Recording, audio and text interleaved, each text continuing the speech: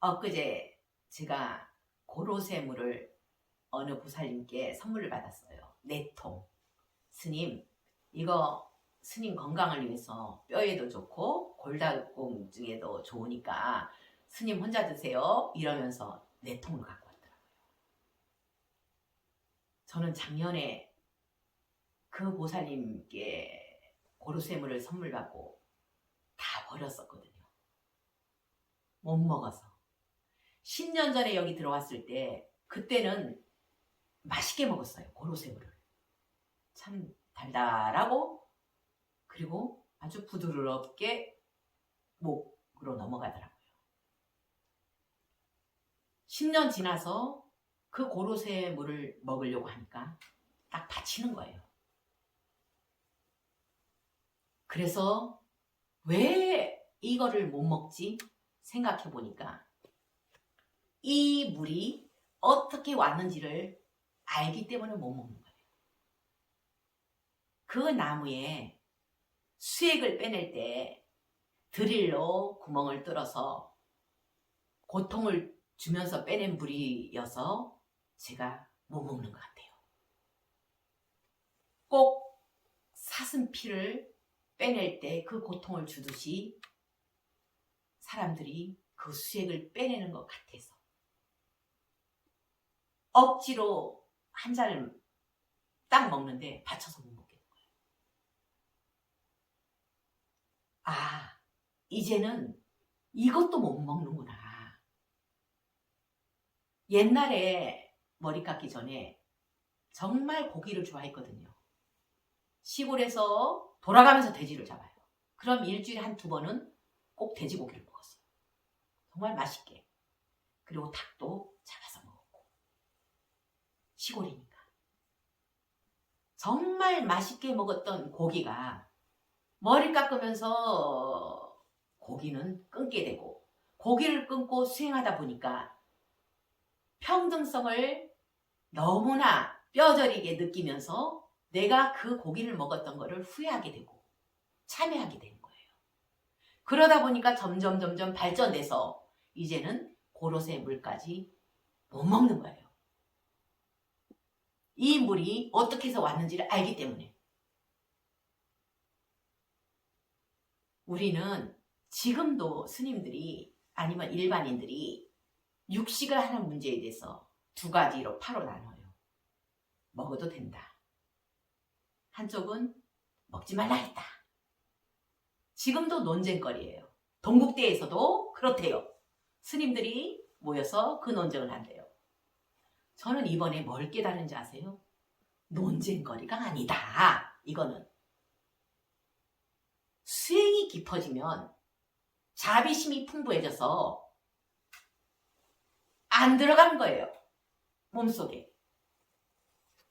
우리는 음식을 먹을 때 이 음식이 어떻게 왔는지를 생각하면서 먹으라고 해요.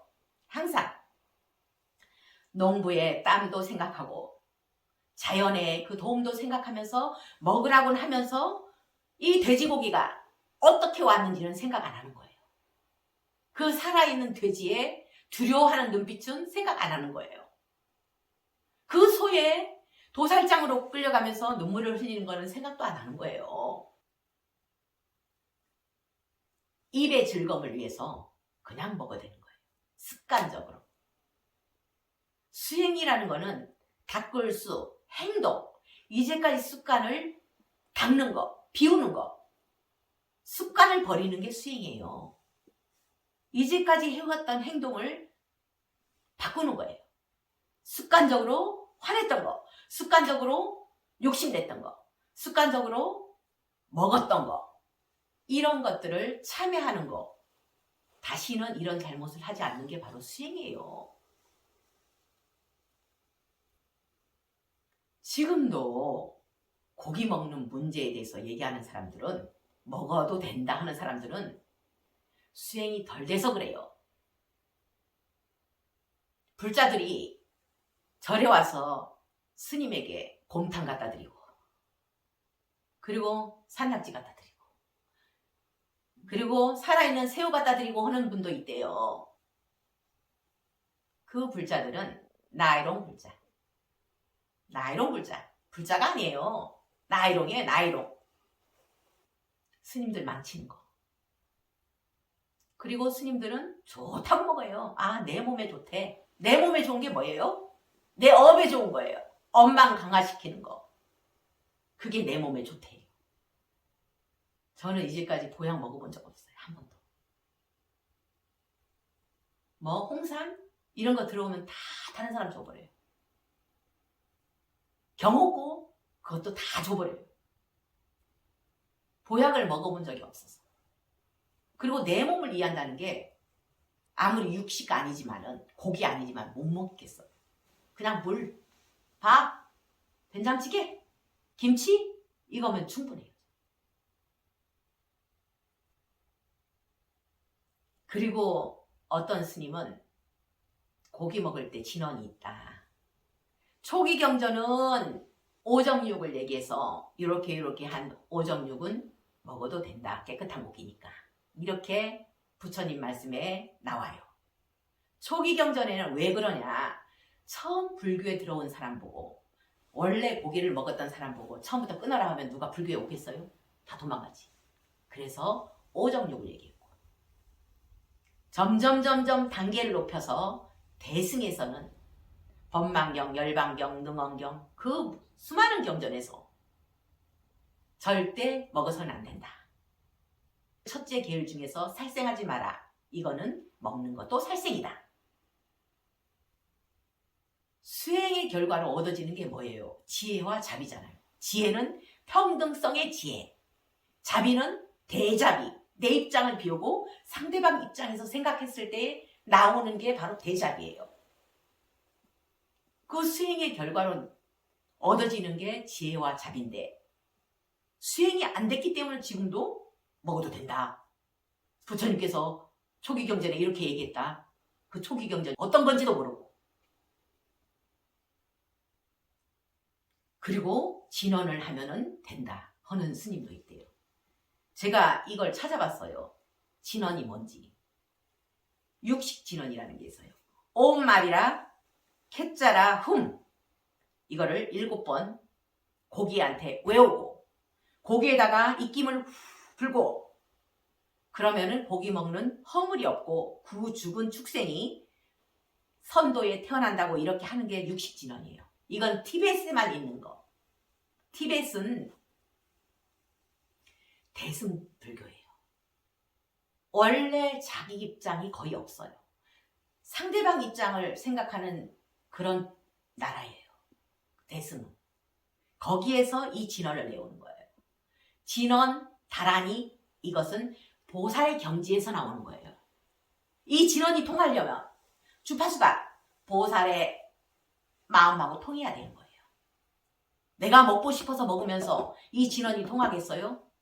내가 지금 회 먹고 싶어. 다른 거 먹을 거 많은데도 그 회를 먹으면서 이 진언이 통하겠어요? 가려서 먹을 수 있는 환경이 되잖아요, 우리는. 그런데 티벳은 내가 선택해서 가려서 먹을 수 있는 환경이 못 돼요.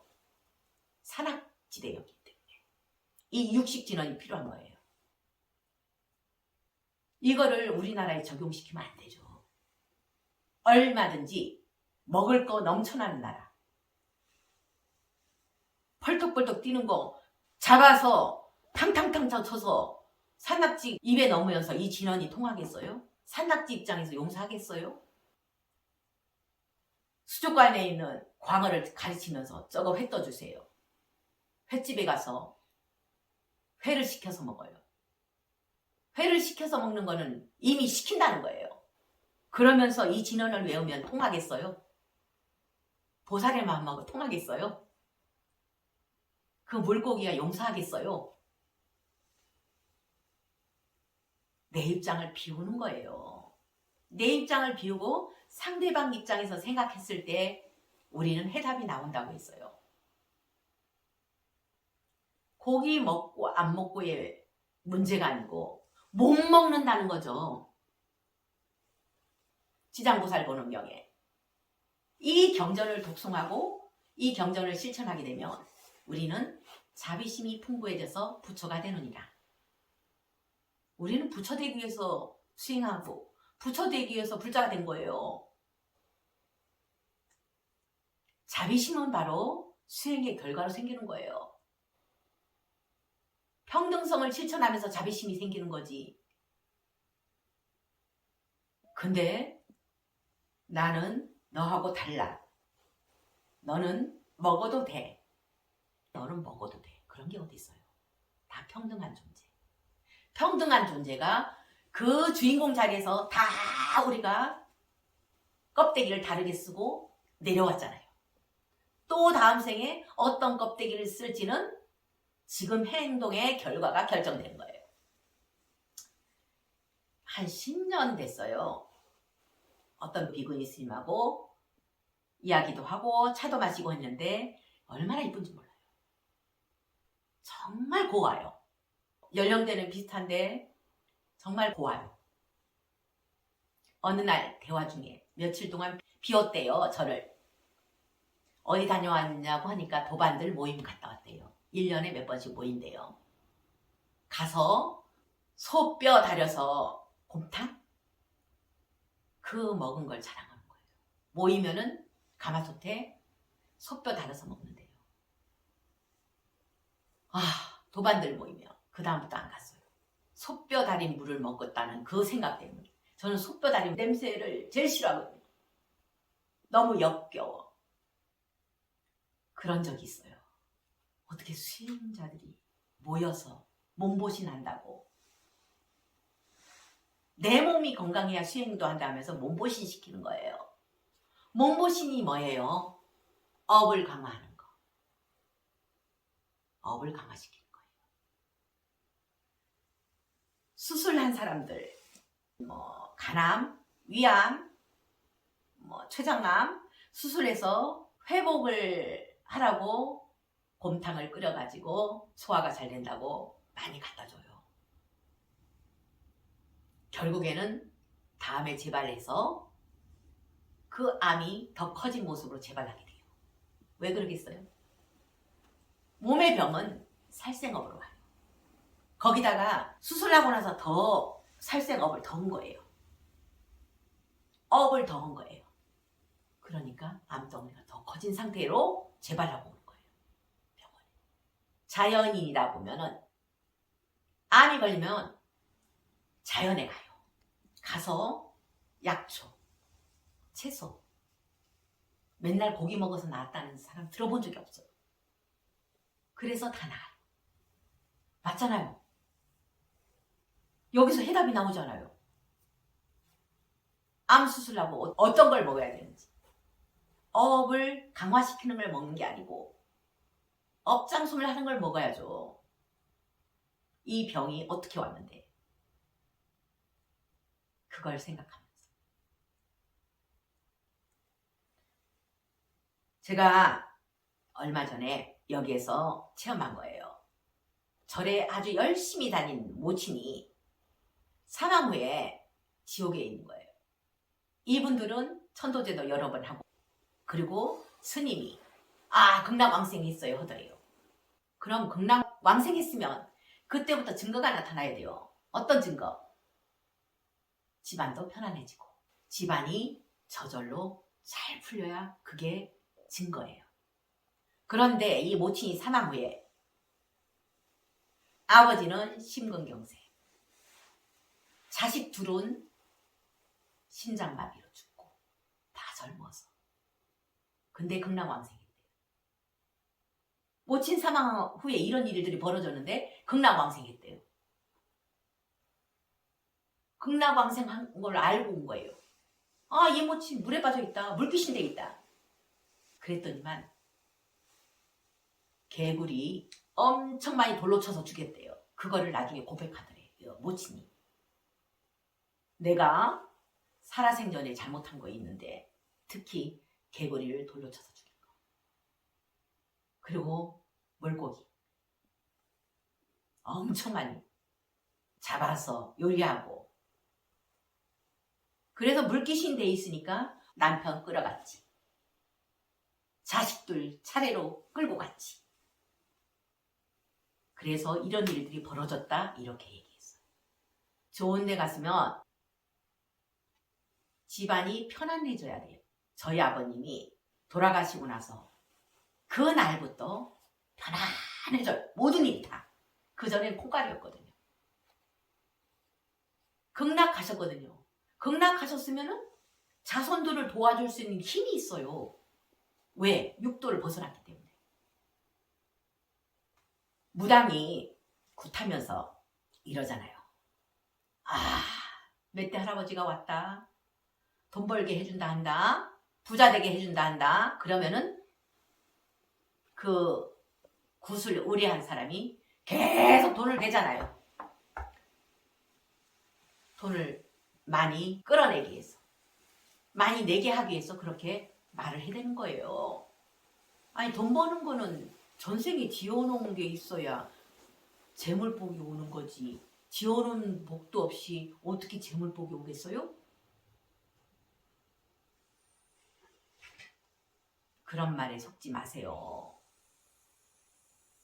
이렇게 절에 다니면서도 살생을 함부로 하고, 그리고 불자면서 고기도 즐겨 먹고 회도 즐겨 먹고 하면 이런 지옥에 빠진다는 거예요. 이제는 어느 누구도 불자로서 부처님이 고기 먹으라 했다. 오정육은 먹어도 된다 했다. 이런 말을 안 했으면 좋겠어요. 그리고 스님들도 부처님 당시도 고기 먹었다. 이렇게 헛소리는 안 했으면 좋겠어요. 저도 그런 소리 많이 들어봤어요. 옛날에. 갈치구이 먹으러 가자고. 생선구이 먹으러 가자고. 거기 맛있다고. 저 안 먹어요. 아, 지금도 분별을 못 끊었냐고. 지금도 그렇게 분별을 하냐고. 분별하는 게 뭔데요? 거꾸로 생각하는 거예요. 고기 먹는 게 바로 나와 축생이 다르다고 분별하는 거를 이렇게 거꾸로 얘기하는 거예요. 고기 안 먹는 사람을 분별한다고. 분별이 있다고. 거꾸로. 이런 얘기는 안 들렸으면 좋겠어요. 수행이 깊어지면 입으로 들어가지 않는다고 저는 주장하고 싶습니다. 그거 맞고요. 제가 고로쇠물을 못 먹는 것처럼. 수행이 덜 됐기 때문에 먹어도 된다고 주장하는 그런 사람들이 있는 겁니다. 우리는 이렇게 기준이 없으면, 내가 정법에 대한 기준이 없으면 이렇게 계속 흔들릴 수밖에 없어요. 정법의 기준은 뭐냐? 나를 위한 건가? 중생을 위한 건가? 이게 바로 기준이에요. 나를 위해서 살면 그건 정법 아니고 사입이에요. 사도예요. 중생을 위해서 살면은 그거는 정법이에요. 입으로는 정법 얘기하면서 사업적으로 하는 스님은 그건 정법 아니에요. 그건 사도예요. 정확한 기준은 바로 나를 위한 건가? 중생을 위한 건가? 중생을 위해서 사는 사람은 그 입장을 생각해서 고기 못 먹어요. 소 입장, 돼지 입장, 물고기 입장. 다 내 자식으로 생각 들어요. 이뻐요. 소도 이쁘고 뱀도 이쁘고 쥐도 이쁘고 다 이뻐요. 내 자식까지 생각 들어요. 그렇게 될 때까지 한번 수행해 보세요. 그러면은 현생에 우리는 극락왕생할 수 있고 해탈할 수 있을 겁니다.